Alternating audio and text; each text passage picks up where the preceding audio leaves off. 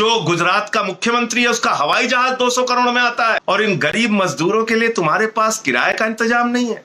एक इनका नेता है संबित पात्रा, वो कह रहा अजमेर से ट्रेन जा रही है, उसमें भी हिंदू मुसलमान खोज रहा है। अरे बेशर्मो, जरा शर्म करो। अजमेर शरीफ की दरगाह पे तो हिंदू ज्यादा जाते हैं, मुसलमान कम जाते हैं। जो हर बात पे हिंदू मुसलमान की राजनीति सिर्फ करते हैं। मैं धिक्कारता हूं ऐसी सरकार पर जिसको इनका दर्द नहीं दिखता। गरीब मजदूरों की पीड़ा आपको नहीं दिख रही है, ये आपकी प्राथमिकताओं में नहीं है, सिर्फ हवाई जहाज से चलने वाले आपकी प्राथमिकताओं में है। अरे तुम 68,000 करोड़ रुपए चंद पूंजीपतियों का माफ कर सकते हो, हजारों करोड़ रुपए नीरव मोदी और मेहुल चौकसी का माफ कर सकते हो। तुम्हें शर्म नहीं आती? इतने मजदूरों को मरने के लिए तुमने छोड़ दिया है।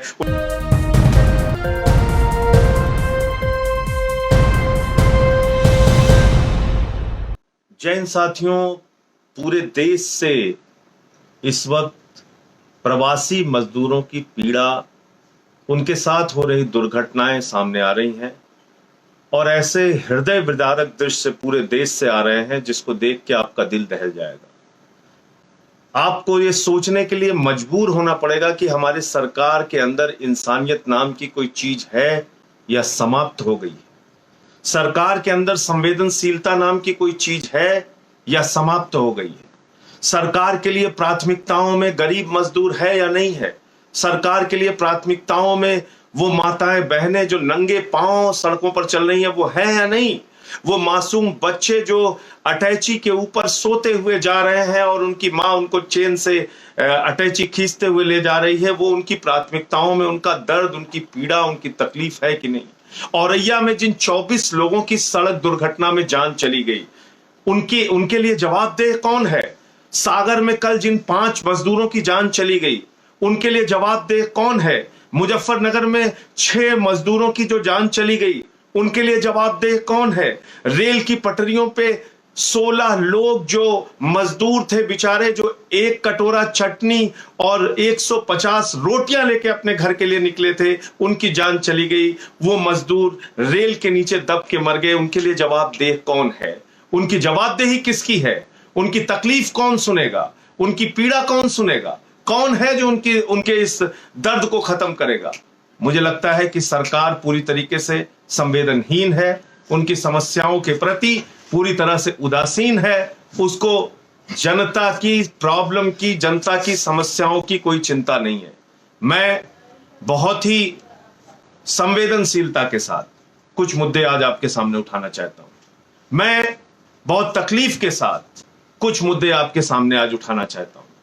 कल मैं कई स्थानों पे गया, दिल्ली में गाजीपुर बॉर्डर पे भी गया, मैं कल रात में नई दिल्ली रेलवे स्टेशन के आसपास भी गया, मैं कल बदरपुर के बॉर्डर पे भी गया, जहां से भारी संख्या में लोग अपने अपने घरों के लिए निकल पड़े हैं। उनको कुछ पता नहीं है साथियों।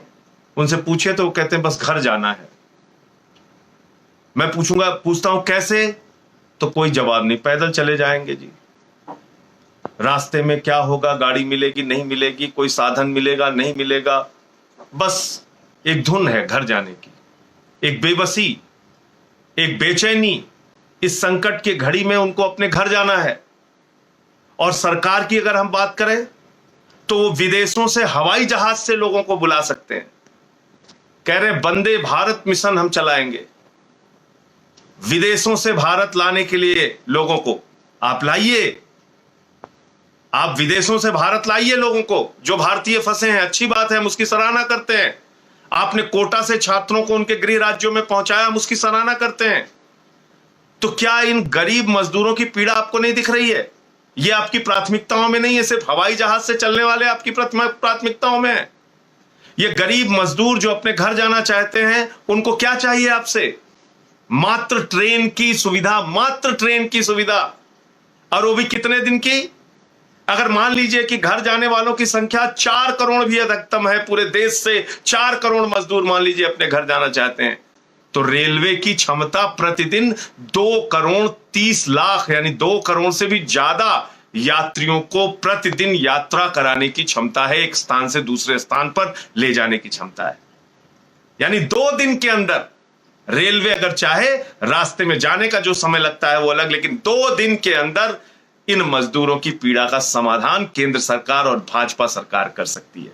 लेकिन भाजपा की बेशर्म सरकार, मैं धिक्कारता हूं ऐसी सरकार पर जिसको इनका दर्द नहीं दिखता, जिसको इनकी तकलीफ नहीं दिखती, जिसको इनकी पीड़ा नहीं दिखती, जिनको इनकी मौत नहीं दिखती, जो हर बात पे हिंदू मुसलमान की राजनीति सिर्फ करते हैं, जो 68,000 करोड़ रुपए पूंजीपतियों का नीरव मोदी, मेहुल चौकसी जैसे लोगों का माफ कर सकते हैं, जो 2.5 लाख करोड़ रुपए पूंजीपतियों का माफ कर सकते हैं, उनको इस गरीब आदमी के लिए सिर्फ और सिर्फ कुछ 100 करोड़ रुपए का पैकेज करना है। 50 लाख मजदूरों पर अगर 1,000 का भी खर्चा मान ले उनके घरों पर पहुंचाने का, तो भी 500 करोड़ रुपए हुआ। अगर आप 4 करोड़ मजदूरों को भी पहुंचाना चाहते हैं तो कुछ 1,000 करोड़ रुपए हुआ।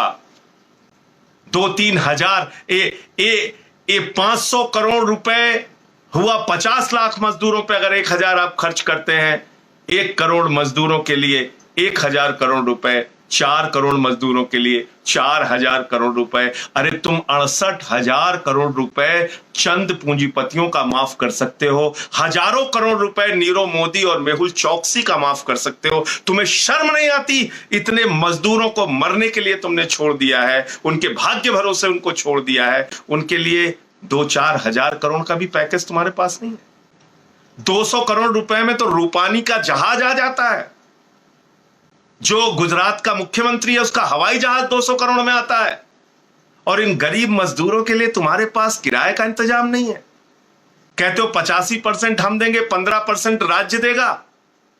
अरे बताओ, सूरत से लेके कानपुर जाने के लिए एक महिला को अपनी पाजेब, अपनी पायल बेचनी पड़ी। आप बताइए कि उन महिलाओं को 15% किराया 650 रुपए कैसे हुआ, सामान्य किराया? ये मूर्ख किसको बना रहे हो? किसको धोखा दे रहे हो भाजपाइयों? किसको धोखा दे रही है ये केंद्र सरकार? अरे एक आदेश जारी करो, 1 लाइन का, किसी मजदूर से कोई किराया नहीं लिया जाएगा। और अगर तुमको 85 और 15 की नौटंकी करनी है तो एक आदेश जारी करो, 1 लाइन का, जिस राज्य में ट्रेन जाएगी उस राज्य से वो पैसा तुम ले लोगे। 2 सरकारों के बीच का समझौता है, केंद्र सरकार और राज्य सरकार। हर बात के लिए आदेश केंद्र सरकार जारी कर देती है। इसके लिए कह रही है राज्यों की अनुमति नहीं मिल रही, राज्यों की अनुमति नहीं मिल रही है। बंगाल है, फिर झारखंड है, फिर दिल्ली है, फिर फलाना है, फिर सिर्फ अपोजिशन की सरकारों को टारगेट करना है। एक इनका नेता है संबित पात्रा, वो कह रहा अजमेर से ट्रेन जा रही है, उसमें भी हिंदू मुसलमान खोज रहा है। अरे बेशर्मो, जरा शर्म करो। अजमेर शरीफ की दरगाह पे तो हिंदू ज्यादा जाते हैं, मुसलमान कम जाते हैं। अजमेर शरीफ की दरगाह पे तो प्रधानमंत्री जी भी चादर चढ़ाते हैं, वो भी चादर भेजते हैं। तुम्हें अजमेर से बंगाल ट्रेन चल रही है तो उसमें भी तुम दिमागी रूप से इतने कंगाल हो चुके हो कि तुमको उसमें भी राजनीति दिख रही है, उसमें भी हिंदू मुसलमान खोज रहे हो।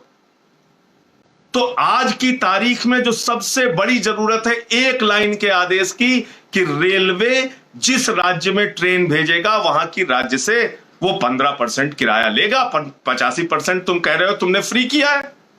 फिर ये मजदूरों से किराया क्यों लेते हो? क्यों उनसे किराया लिया जा रहा है? 650, 800।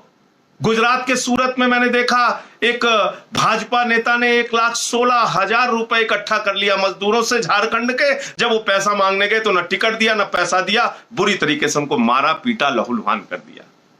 यह है भाजपाइयों की असलियत। ऐसे मौके पर भी टिकट के नाम पर दलाली खा रहे गुजरात में, ऐसी खबरें सामने आ रही हैं।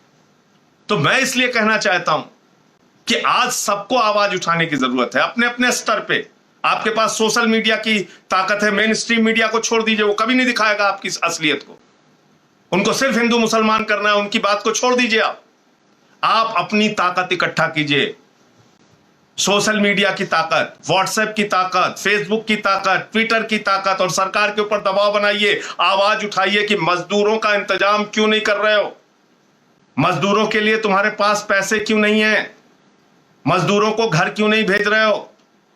तुम्हारे लिए 2 दिन है इस समस्या के समाधान के लिए।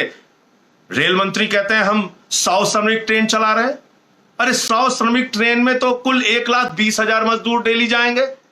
और 1,20,000 मजदूर के हिसाब से अगर 4 करोड़ मजदूरों को अपने घर जाना है तब तो 333 दिन लगेगा, और 333 दिन में तो वो बेचारे मजदूर रास्ते में चलते चलते मर जाएंगे।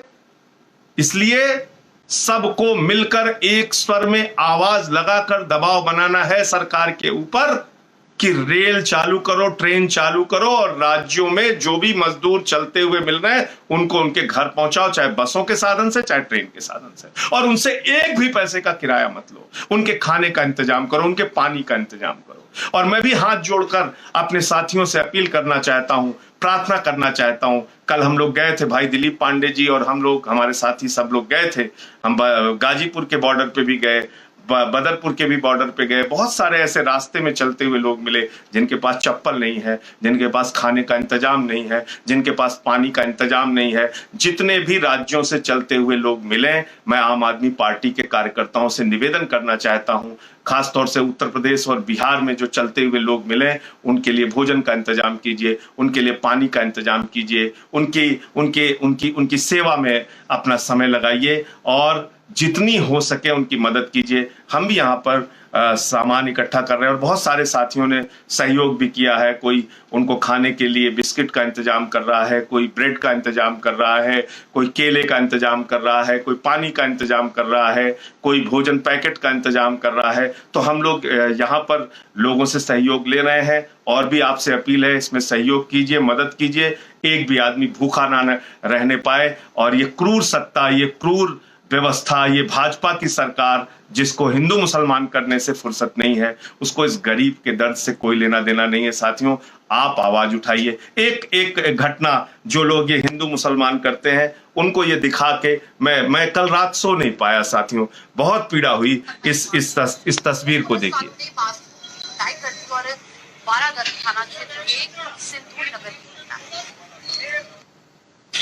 मेरे पापा नहाने गए थे घर पे, हमारा ठेला लगता है गली में, तो मैं यहाँ पे खड़ा हो गया था। पुलिस वाले आए, उनने गंदी गंदी गालियां दी, मारे डंडे मुझे पुलिस वालों ने। देख लिया आपने, ये छोटा सा मासूम बच्चा, बरेली की ये घटना है, उसको पुलिस वाले मार रहे हैं। इस गरीबी में, इस मजबूरी में उसका बाप ठेले लगाए हुए था, वो घर के अंदर चला गया, बेटा कुछ देर के लिए खड़ा हो गया।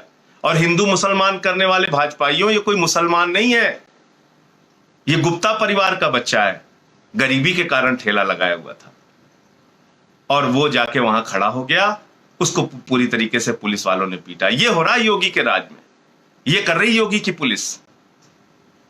इस मासूम बच्चे को मारा गया। कल वहां के एक भारत समाचार टीवी चैनल ने प्रमुखता से इस खबर को दिखाया और आज तक उन बेरहम पुलिस वालों पर कोई कार्रवाई नहीं हुई। और तुम लोग हिंदू मुसलमान ठेला वाला देखते हो तो बस मुसलमान है, उसको गालियां दो, ये करो, मारो पीटो, इन्हीं काम में लगे हो।